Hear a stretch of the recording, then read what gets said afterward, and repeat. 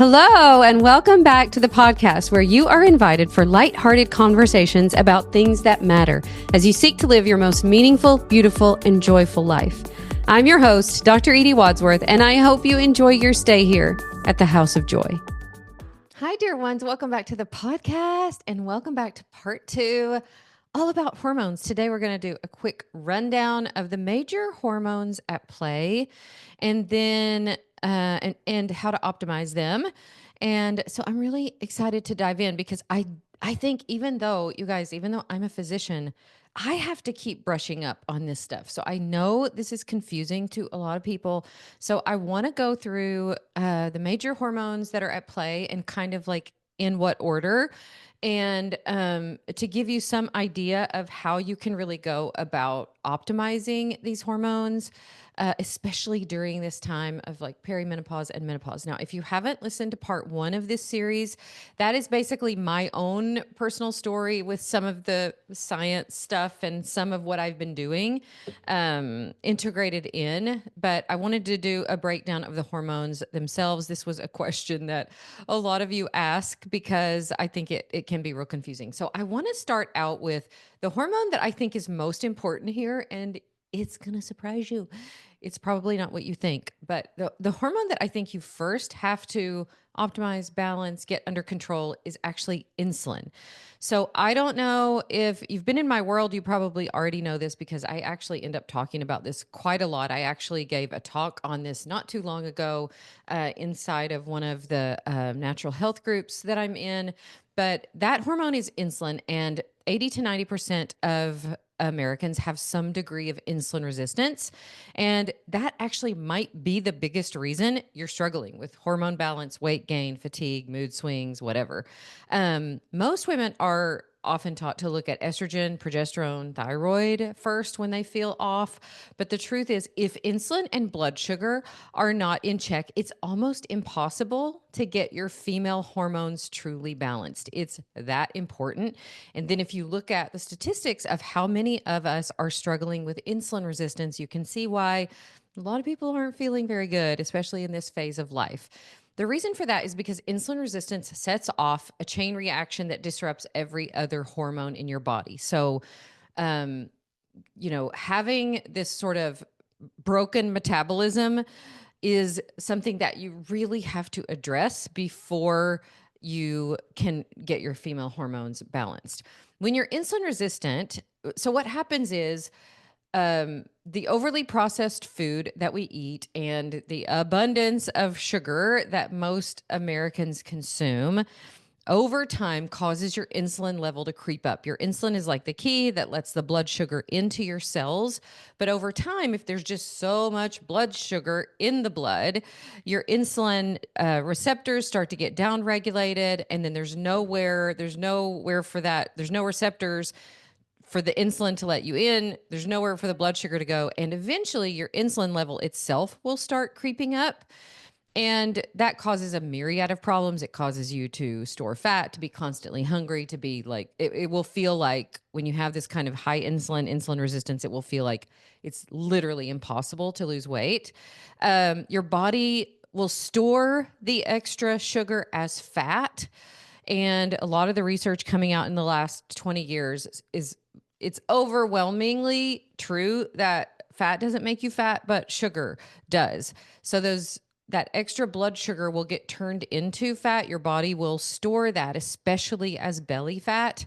And then those fat cells will begin to produce extra estrogen. And you've probably heard of the term estrogen dominance. You can have estrogen dominance actually, even if your estrogen levels are technically normal, because really what your body cares more about is the balance of these hormones. And when estrogen especially when you get insulin resistant, you start producing more and more and more estrogen. This is a state that your body does not like. It does not function well. And storing that extra fat, creating that extra estrogen, you will feel, moody. You will feel hungry all the time. You'll feel irritable. It's just not a good place to be.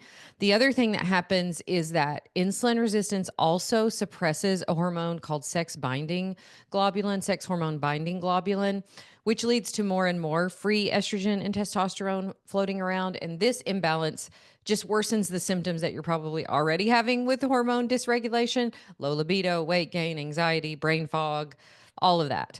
So insulin resistance makes all of that a lot worse.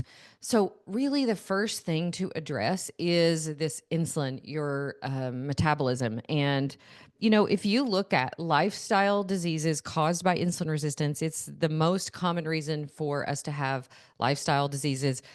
All of the things that you can think of, heart disease, cholesterol, high blood pressure, all of these things are related to insulin resistance. So it is imperative that we get this under control. How we do that is we drastically reduce the amount of sugar and processed food that we're eating, and we lift weights, because when you build lean muscle, that muscle is way more sensitive to insulin and will help you be able to process the blood sugar way, way better. So you definitely need the lean muscle, and prioritizing protein and lowering the amount of carbohydrate, sugar, especially ultra processed food, will go a long way to helping with this. I think that is the starting point for most people, because this insulin being out of control just causes all kinds of hormonal chaos. And again, your body, the extra insulin will cause you to store fat. That fat is inflammatory. This will disrupt all of the rest of your hormones. The insulin resistance will cause sugar cravings, belly fat, brain fog, constant hunger, like just not a place that we want to be. So protein rich food, blood sugar balanced meals. I love like walking after meals, because I have struggled with low grade insulin resistance myself. And and I went through a period of a couple of years. This was before they came out with continuous glucose monitors. And I highly recommend that if you think you're struggling with this, get a continuous glucose monitor and prove to yourself the things that you're eating that are spiking your blood sugar. And when I did this for a period of, I don't know, a year or two, where I was determined to get this under control in my own life. And I just realized, like, oh, there are a lot of things that I wouldn't expect necessarily to get this balance out of whack, but it did. But walking after meals made a big difference. So just take a 10-minute walk after every meal, incorporate strength training into your regimen. I also, for a while, took metformin when mine was kind of out of control. So that could be helpful. Again, I was a practicing physician. I'm not practicing anymore. I'm not your physician though. So run all of this by your own doctor. This is just teaching. This is not medical advice.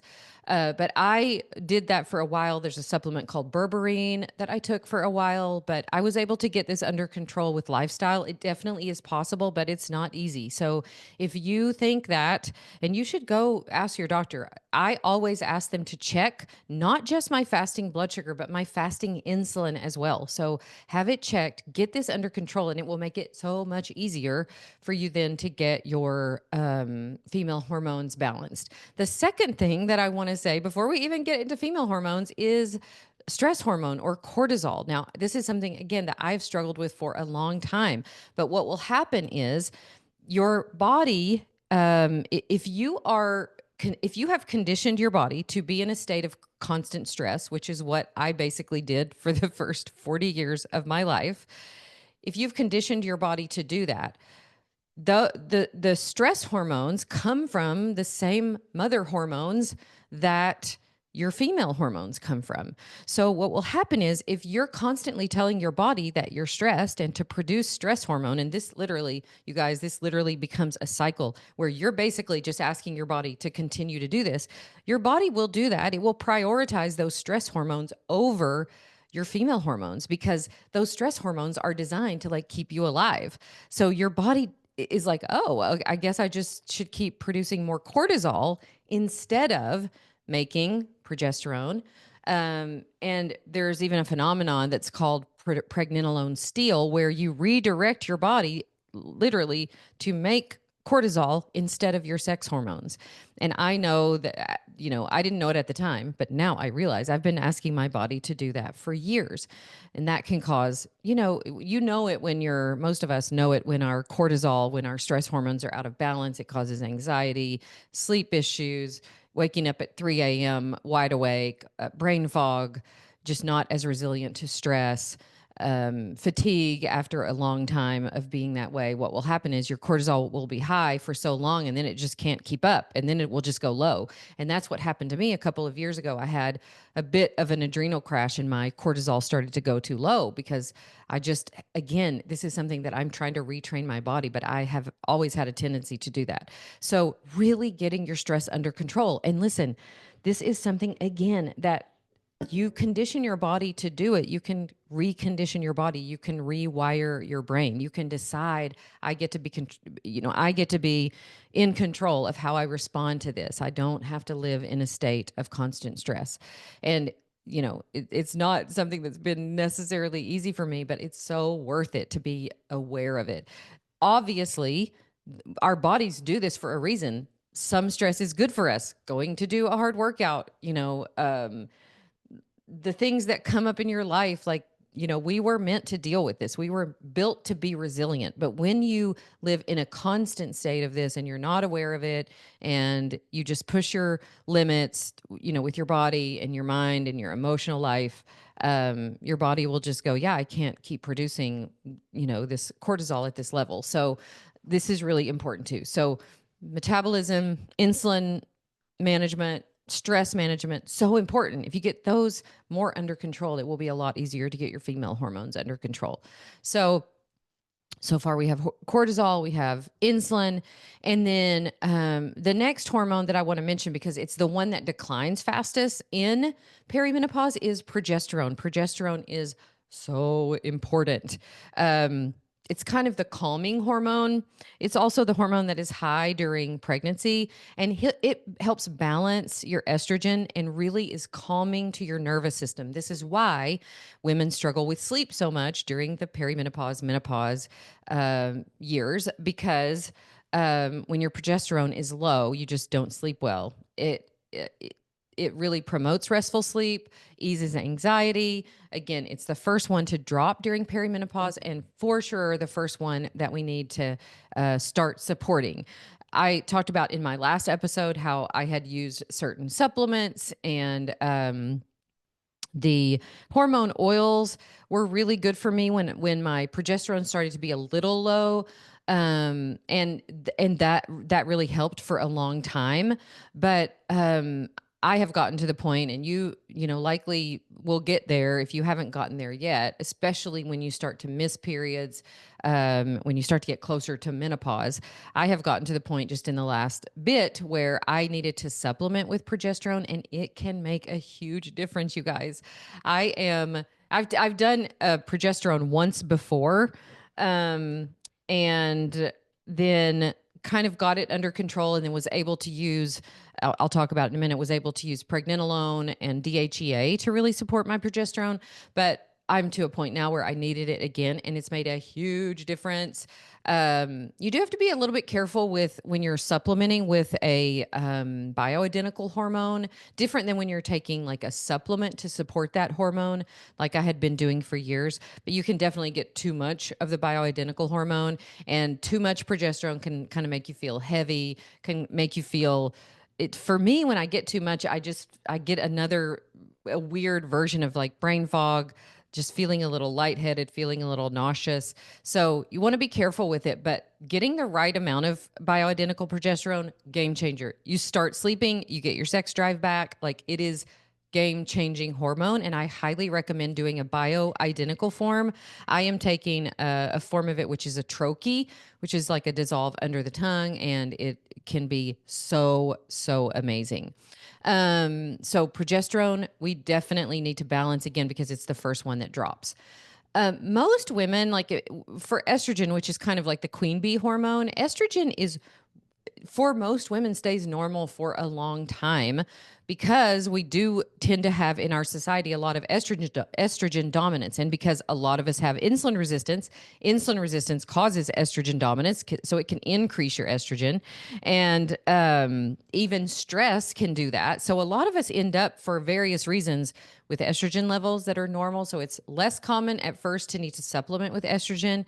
Estrogen helps with vaginal health, with healthy bones, metabolism, regulates mood. So it is important, but for a lot of women, just getting progesterone on board helps so much that you might not need estrogen supplementation. Also, be careful of the estrogen dominance. Again, a lot of products, I talked about this in the last podcast, a lot of products have estrogen like or xenoestrogens in them and can cause estrogen dominance, which can lead to PMS, breast tenderness, heavy periods, bloating, weight gain, all of that. So we need to be careful for that. Again, even just taking progesterone can balance out that estrogen. So for a lot of women, progesterone itself will be enough early on. I would definitely, if you are going to take an estrogen supplement, I would recommend patches normally over taking something internally, doing some kind of bioidentical cream or patch, so that it's not hard on the liver to filter that. And really quickly, I also, because estrogen can build up in the body, and especially if your detox pathways aren't great. And I have a condition called MTHFR, which means that I don't detox very well. So I have done well with a supplement called DIM, DIM. So you can ask your doctor about that to help me detox the estrogen out of my system. And I notice a difference with that too. So for me, some estrogen, some DIM has been helpful. The last hormone for female hormones is testosterone, which gives you strength and energy and drive. Women often need a little supplementation of this. I just got placed on a little testosterone. Again, you want to be careful with this. I'm on just a small dose twice a week. This can help support muscle mass, motivation, energy. But also, I think this is one that you need to be careful with too. And you need to make sure with all of this that you're doing the lifestyle things first, that you're doing the strength training, because that can increase naturally your testosterone, that you're doing, a lot of walking. So you want to do things that, can increase this naturally, but this can also help and really increase your libido, your sex drive, can improve fatigue, can help you if you have had trouble building muscle. So it can be a really important one. The last two that I want to mention are DHEA and pregnenolone. I think I went over these enough in the first episode, but these are definitely ones that support your adrenal glands, that support your production of estrogen, testosterone, and progesterone. And these are supplements that I've been taking literally for years, you guys. So these you need to have monitored. So go get some lab work with your doctor. Ask them for all of these hormones, cortisol, DHEA, pregnenolone, because you probably can get by with for a while just supplementing with DHEA and pregnenolone, and before you would even need to go on to specific female hormones. But these can be really important. These are like mother hormones that make all of the rest of your hormones. It's like the raw material, and these can both play a critical role in memory and mood and brain function, how you deal with stress, sleep. Like they can be so valuable. So make sure you check those. Last thing that I want to briefly mention is your thyroid, which is your metabolism or energy regulator. Your thyroid is like a thermostat for your entire body. It controls how fast or slow your metabolism runs. And because our lifestyle leads to a lot of inflammation, all of the things that I just talked about with insulin and with chronic stress can disrupt your thyroid. Chronic stress downregulates your thyroid function. Insulin resistance and inflammation interferes with your thyroid function. With low thyroid, you would have low energy, constipation, low mood, slow metabolism, hair thinning, just things that, are not fun. So for a lot of women in the perimenopause phase, thyroid is a big one. So make sure you have your T3 and T4 and TSH checked. I, for years, have managed this with just supplements, with iodine. I use Lugol's iodine drops. I take selenium, kelp. So there are a lot of supplements that you can take to support your thyroid, which I did for years. I also took Thyromin, which is a Young Living supplement for this. But I did get to the point where I needed some T3. So I'm on a very low dose of T3, not T4. So make sure you have all three of those checked, because that can make just a huge difference overall in how you feel. So long story short, go get some labs done, ladies. Go get your labs done ask for all of these that we talked about. Make sure they check your magnesium, your vitamin D3, so that you're supplementing with those. I supplement with those two supplements every single day. And, I'm a big fan of doing all of this with lifestyle. But again, lately, I have needed some prescription help with this. And I work with a functional medicine doctor that helps me. I use the lowest dose possible to just give myself physiologic doses of the thyroid and of the progesterone. And it really can be helpful. So we still have one part left of this series. So make sure you send in your questions. Go to the House of Joy Instagram and submit any questions you have. So our next episode will be all about Q&A. I'll start that episode with exactly what I'm taking, and then we'll do a Q&A. I hope this has been helpful, and I'll see you next time on the podcast. Oh, let me remind you, you still have time to sign up for the confidence code. You guys, this is our workshop that we're doing that starts on March 26th. So you still have time to sign up for that. If you're listening to this on the 25th when it comes out, go to edwadsworthcoaching.com/code. This is a game-changing workshop where we are going to be talking about identity and how you're showing up and your mindset around all of these things. This is so important when it comes to, these phases in life where we feel like we're in an identity transition. Make sure you come to the workshop. It's going to be game-changing. I'll see you there, and I'll see you next week on the podcast. Bye for now.